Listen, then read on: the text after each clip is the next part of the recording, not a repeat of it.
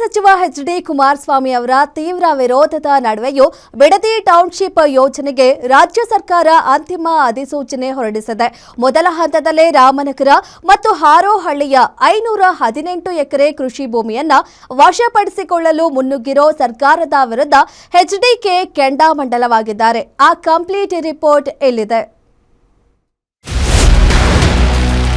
ರಾಜ್ಯದಲ್ಲಿ ಮತ್ತೆ ಶುರುವಾಗುತ್ತಾ CM DKShi HDK ನಡುವೆ ವಾರ್. ರೈತರ ವಿರೋಧದ ನಡುವೆಯೂ ಬಿಡದಿ ಟೌನ್ಶಿಪ್ ಯೋಜನೆಗೆ ಅಸ್ತು. ಬೆಂಗಳೂರು ದಕ್ಷಿಣ ಜಿಲ್ಲೆಗೆ ಸಂಬಂಧಿಸಿದ ಮತ್ತೊಂದು ವಾರ್ಗೆ ವೇದಿಕೆ ಸಿದ್ಧವಾಗ್ತಾ ಇದೆ. ಬಿಡದಿ ಟೌನ್ಶಿಪ್ ಯೋಜನೆಗೆ ಸಂಬಂಧಿಸಿದಂತೆ ಕೇಂದ್ರ ಸಚಿವ ಎಚ್.ಡಿ. ಕುಮಾರಸ್ವಾಮಿ ವಿರೋಧ ವ್ಯಕ್ತಪಡಿಸಿದ್ದರು. ಆದರೆ ಸರ್ಕಾರ ಮಾತ್ರ ತಾನು ಅಂದುಕೊಂಡಿದ್ದನ್ನು ಮಾಡಿಯೇ ಸೈ ಅಂತ ಯೋಜನೆಗೆ ಅಂತಿಮ ಅಧಿಸೂಚನೆ ಪ್ರಕಟ ಮಾಡಿದೆ. ಭಾರಿ ವಿವಾದದ ನಡುವೆಯೇ ಬಿಡದಿ ಟೌನ್ಶಿಪ್ ಯೋಜನೆಯ ಭೂ ಸ್ವಾಧೀನಕ್ಕೆ ರಾಜ್ಯ ಸರ್ಕಾರ ಬಜೆಟ್ ಹೊರಡಿಸಿದ್ದು, ಈ ಯೋಜನೆಯ ಮೊದಲ ಹಂತದಲ್ಲೇ 518 ಎಕರೆ ಭೂಮಿಯನ್ನು ಸ್ವಾಧೀನಪಡಿಸಿಕೊಳ್ಳಲು ಮುಂದಾಗಿದೆ. ಮೊದಲ ಹಂತದ ಭೂ ಸ್ವಾಧೀನ ಪ್ರಕ್ರಿಯೆ ರಾಮನಗರ ಹಾಗೂ ಹಾರೋಹಳ್ಳಿ ತಾಲೂಕುಗಳ ವ್ಯಾಪ್ತಿಯಲ್ಲಿ ನಡೆಯಲಿದೆ. ಯೋಜನಾ ವ್ಯಾಪ್ತಿಯ 9 ಕಂದಾಯ ಗ್ರಾಮಗಳ ಪೈಕಿ ಪ್ರಾರಂಭಿಕವಾಗಿ 3 ಗ್ರಾಮಗಳ ಜಮೀನನ್ನು ಗುರಿಯಾಗಿಸಲಾಗಿದೆ. ಬಿಡದಿ ಹೋಬಳಿಯ ಕೆಂಪಯ್ಯನಪಾಳ್ಯ, ಮಂಡಲಹಳ್ಳಿ ಹಾಗೂ ವಡೇರಹಳ್ಳಿ ಗ್ರಾಮದ ಸುಮಾರು 754 ರೈತರ ಜಮೀನುಗಳ ಭೂಸ್ವಾಧೀನಕ್ಕೆ ಸರ್ಕಾರ ಅಧಿಸೂಚನೆ ಹೊರಡಿಸಿದ್ದು, ರೈತರು ಸರ್ಕಾರದ ವಿರುದ್ಧ ಆಕ್ರೋಶ ಹೊರಹಾಕುತ್ತಿದ್ದಾರೆ. ಇತ್ತ ಬಿಡದಿ ಟೌನ್ಶಿಪ್ಗಾಗಿ ಭೂಸ್ವಾಧೀನಕ್ಕೆ ಪರಿಹಾರವಾಗಿ ಪ್ರತಿ ಎಕರೆ ಭೂಮಿಗೆ ಕನಿಷ್ಠ 2.07 ಕೋಟಿಯಿಂದ 2.5 ಕೋಟಿ ರೂಪಾಯಿಯವರೆಗೆ ನೀಡುವಂತೆ ಪ್ರಸ್ತಾಪ ಇಡಲಾಗಿದೆ. ಇದರ ಜೊತೆಗೆ ಮತ್ತೊಂದು ಆಯ್ಕೆಯಾಗಿ ಶೇಕಡ 50ರಷ್ಟು ಅಭಿವೃದ್ಧಿಪಡಿಸಿದ ಭೂಮಿಯನ್ನು ರೈತರಿಗೆ ಹಿಂತಿರುಗಿಸಿ ನೀಡುವ ವ್ಯವಸ್ಥೆಯನ್ನು ಸರ್ಕಾರ ಸೂಚಿಸಿದೆ. ನಮ್ಮ ವ್ಯಾಪ್ತಿನಲ್ಲಿ ಇಲ್ಲ, ಅವ್ರು ಏನ್ ಚಾರ್ಜ್ ಶೀಟ್ ಹಾಕಿದ್ದಾರೆ ಅದು ನಮ್ಮ ವ್ಯಾಪ್ತಿಗೆ ಬರೋದಿಲ್ಲ. ಆದ್ರೆ ನಮ್ಮ ಈಗೇನು ಕ್ಯಾಬಿನೆಟ್ ಸಬ್ ಕಮಿಟಿ ಒಂದು ರಚನೆ ಮಾಡಿಬಿಟ್ಟು ಕೆಲವು ಕೇಸಸ್ ಅನ್ನ ಹಿಂದಿನ ಮುಖ್ಯಮಂತ್ರಿ, ಹಿಂದಿನ ಉಪಮುಖ್ಯಮಂತ್ರಿಗಳು ಅದು ಉಪಸಮಿತಿ ಅಧ್ಯಕ್ಷರಿದ್ರು. ಈಗ ಅದನ್ನ ಪುನರ್ರಚನೆ ಮಾಡಬೇಕು ಅಥವಾ ಅದನ್ನ ಅಲ್ಲೇ ನಿಲ್ಲಿಸ್ಬಿಟ್ಟು ಅದಕ್ಕೆ ಸೂಕ್ತವಾದಂಥ ಕ್ರಮ ತಗೋಬೇಕು ಅಂದ್ಬಿಟ್ಟು ಮಾನ್ಯ ಮುಖ್ಯಮಂತ್ರಿಗಳ ತೀರ್ಮಾನ ಆದ್ಮೇಲೆ ನಾನು ನಿಮಗೆ ಹೇಳಿಕೆ ಆಗ್ಬೋದು. ಭೂಸ್ವಾಧೀನಕ್ಕೆ ಸುಮಾರು 500 ಎಕರೆ ಬಿಡದಿ ಟೌನ್ಶಿಪ್ ಅನ್ನ ಪ್ರಾರಂಭ ಮಾಡಿದ್ ಯಾರು? ಈಗ ನೋಡಿ ಸರ್, ಈಗ ಉದಾಹರಣೆಗೆ ಚನ್ನರಾಯಪಟ್ಟಣದ್ದು ಎಲ್ಲಿ ನಿಮ್ಮ ದೇವನಹಳ್ಳಿನ ರೈತರು ವಿರೋಧ ಮಾಡುದು. ನಾವು ರೈತರ ಏನು ಒಂದು ಅವರ ಬೇಡಿಕೆಗೆ ನಾವು ಸ್ಪಂದಿಸಿದ್ವಿ. ಏನಪ್ಪ, ಪರ್ಮನೆಂಟ್ ಗ್ರೀನ್ ಬೆಲ್ಟನ್ನು ನಾವು ಮಾಡಿದ್ವಿ, ಅದನ್ನು ಅಗ್ರಿಕಲ್ಚರಲ್ ಲ್ಯಾಂಡಿಗೆ.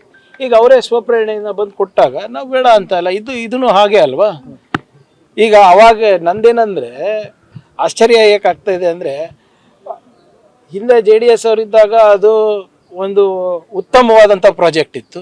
ಈಗ ವಿರೋಧ ಪಕ್ಷದಲ್ಲಿದ್ದಾಗ ಅದೇ ಪ್ರಾಜೆಕ್ಟನ್ನು ನಾವು ತಗೊಂಡು ಅದನ್ನು ಇನ್ನೂ ಅದರ ವ್ಯಾಪ್ತಿ ಹೆಚ್ಚು ಮಾಡಿ ಇನ್ನು ಒಳ್ಳೆ ಮಾಡಬೇಕು, ಉದ್ಯೋಗ ಅವಕಾಶಗಳು ಕಲ್ಪಿಸ್ಕೊಡ್ಬೇಕು ಅಂದಾಗ ಅದು ಸರಿ ಇಲ್ಲ ಅಂತ ಹೇಳಿದ್ರೆ ಹೇಗೆ? ಅವಾಗೇನು ಇತ್ತು ಅದೇ ಅಲ್ವಾ? ಅವೇ ಲ್ಯಾಂಡ್ ಅಲ್ಲ. ಏನು ಜಾಸ್ತಿ ಸರ್ವೆ ನಂಬರ್ಸ್ ಆಗಿದೆಯಾ, ಕಮ್ಮಿ ಆಗಿದೆಯಾ, ಬೇರೆಯವ್ರದ್ದು ಆಗಿದೆಯಾ? ಅದೆಲ್ಲ ಇಲ್ಲ ಅಲ್ಲ. ರೈತರನ್ನ ವಿಶ್ವಾಸಕ್ಕೆ ಹೇಗೆ ಪಡಿತೀರಿ ಅಂತ ಸರ್? ಈಗಾಗಲೇ ಅಲ್ಲಿನ ಸ್ಥಳೀಯ ಶಾಸಕರು ಕೂಡ ಮಾತನಾಡಿದ್ದಾರೆ. ಮುಖ್ಯಮಂತ್ರಿಗಳು ಕೂಡ ಅವರಿಗೆ 2-3 ಸರಿ ಕರೆದು ಚರ್ಚೆ ಮಾಡಿದ್ದಾರೆ. ವಾಟ್ ಎವರ್ ಇಟ್ ಈಸ್, ನಾವೇನು ಫೋರ್ಸ್ ಮಾಡ್ಲಿಕ್ಕೆ ಆಗೋದಿಲ್ಲ ಅಲ್ಲ. ಇಲ್ಲ, ಶುರುವಾಗಿದೆ. ಈಗ ಫೈನಲ್ ನೋಟಿಫಿಕೇಶನ್ ಆಗಿದೆ. ಈಗ ಯಾರ್ಯಾರು ಪೇಮೆಂಟ್ ತಗೊಳ್ಳಿಕ್ಕೆ ಇಚ್ಛೆ ಪಡ್ತಾರೆ ಅವ್ರಿಗೆಲ್ಲರಿಗೂ ಕೂಡ ಕೊಡ್ಲಿಕ್ಕೆ ಈಗಾಗಲೇ ತಯಾರಿ ನಡೆದಿದೆ. ಮುಂದಿನ ವಾರದಲ್ಲಿಂದ ಶುರು ಆಗ್ತದೆ. ಇದು ಸಂಪೂರ್ಣವಾಗಿ ಈಗ ಕೆಲವರು ಅಪಪ್ರಚಾರ ಮಾಡ್ತಿದ್ರು, ದುಡ್ಡಿಲ್ಲ ಸರ್ಕಾರದ ಬಳಿ, ಇವ್ರು ದುಡ್ಡು ಕೊಡಲ್ಲ, ಸುಳ್ಳು ಹೇಳ್ತಾರೆ ಅಂತಕ್ಕಂಥ ಅಪಪ್ರಚಾರ. ಈಗ ದುಡ್ಡು ಕೂಡ ರೆಡಿ ಇದೆ. ಯಾರ್ಯಾರಿಗೆ ಇಚ್ಛೆ ಇದೆ ಅವ್ರೆಲ್ಲ ಕೂಡ ದುಡ್ಡು ತೆಗೆದುಕೊಳ್ಳೋದು ಕೆಲಸ ಶುರು ಆಗ್ಬೋದು. ಬಸವಗೌಡ ಪಾಟೀಲ್ ಎತ್ನಾಳ್ ಹೋಗಿದ್ರು, ಮೊನ್ನೆ ಪ್ರತಿಭಟನೆಯಲ್ಲಿ ಭಾಗವಹಿಸಿದ್ರು. ಅಲ್ಲಿ ಸದನದಲ್ಲಿ ನಾನು ಹೋರಾಟ ಮಾಡಿದ್ರು, ಮಾಡಬಾರ್ದು ಅಂತ. ಮತ್ತೊಂದು ಕಡೆ ಕುಮಾರಸ್ವಾಮಿ ಅವರು ಬಿಜೆಪಿ ನಾಯಕರು. ಇಲ್ಲ, ಈಗ ಬಸವನಗೌಡ ಪಾಟೀಲ್ ಯತ್ನಾಳ್ ಅವರು ಹೋರಾಟ ಮಾಡೋದ್ರಲ್ಲಿ ಅರ್ಥ ಇದೆ. ಯಾಕಂದ್ರೆ ಅವರು ಈಸ್ ನಾಟ್ ದಿ ಇದಕ್ಕೆಲ್ಲ ಅವ್ರದ್ದೇನು ಭಾಗಿ ಇಲ್ಲ. ಆದರೆ ಕುಮಾರಸ್ವಾಮಿ ಅವರು ಹೋರಾಟ ಮಾಡ್ತೀನಿ ಅಂತಕ್ಕಂಥದ್ದು ಹಾಸ್ಯಾಸ್ಪದ. ಕಾರಣ ಯಾಕಂದರೆ ಕುಮಾರಸ್ವಾಮಿ ಅವರೇ ಇದನ್ನು ಮಾಡಿದಂಥವ್ರು. ಅವತ್ತು ಕುಮಾರಸ್ವಾಮಿ ಅವರು ಇದಕ್ಕೆ ಅಡಿಗಲ್ಲು ಹಾಕಲಿಲ್ಲ ಅಂದಿದ್ರೆ ಬಹುಶಃ ಇದು ಪ್ರಾರಂಭನೇ ಆಗ್ತಿರಲಿಲ್ಲ. ಇನ್ನು ಬಿಡದಿ ಟೌನ್ಶಿಪ್ ಯೋಜನೆಗೆ ಅಧಿಸೂಚನೆ ಹೊರಡಿಸಿರುವ ರಾಜ್ಯ ಸರ್ಕಾರದ ವಿರುದ್ಧ ಕೇಂದ್ರ ಸಚಿವ ಕುಮಾರಸ್ವಾಮಿ ಕಿಡಿಕಾರಿದ್ದಾರೆ. ಬಹಳ ದಿನಗಳಿಂದ ಅಲ್ಲಿನ ರೈತರು ಪ್ರತಿಭಟನೆ ಮಾಡ್ತಾನೇ ಇದ್ದಾರೆ. ಅಲ್ಲಿ ಯಶಸ್ವಿಯಾಗಿ ಕೃಷಿ, ತೋಟಗಾರಿಕೆ ಕೆಲಸ ನಡೆಯುತ್ತಿದೆ. ಆ ಭಾಗದ ರೈತರಿಂದ ಹಾಲು ಉತ್ಪಾದನೆ ಹೆಚ್ಚಾಗಿದೆ. ರೈತರನ್ನ ಒಕ್ಕಲೆಬ್ಬಿಸುವ ಕೆಲಸವನ್ನ ಸರ್ಕಾರ ಮಾಡ್ತಾ ಇದೆ. ಅಷ್ಟೇ ಅಲ್ಲ, ಭೂಮಿಗಾಗಿ ಹೋರಾಟ ಮಾಡುವ ಅಮಾಯಕ ರೈತರ ಮೇಲೆ ಪೊಲೀಸರ ಮೂಲಕ FIR ಹಾಕಿಸುತ್ತಿದ್ದಾರೆ ಅಂತ ರಾಜ್ಯ ಸರ್ಕಾರದ ವಿರುದ್ಧ ಎಚ್ಡಿಕೆ ಆಕ್ರೋಶ ಹೊರಹಾಕಿದ್ದಾರೆ. ಇವತ್ತಿನವರೆಗೆ ಆ ಒಂದು ರೈತರ ನೋವು ಕಳೆದ ಸುಮಾರು 450-470 ದಿನಗಳಿಂದ ನಿರಂತರವಾಗಿ ಅಲ್ಲಿಯ ರೈತರು ಏನು ಪ್ರತಿಭಟನೆ ಮಾಡ್ತಾ ಇದ್ದಾರೆ, ಅಲ್ಲಿ ಅತ್ಯಂತ ಯಶಸ್ವಿಯಾಗಿ ಕೃಷಿ ಕೆಲಸಗಳು ನಡೀತಾ ಇದೆ.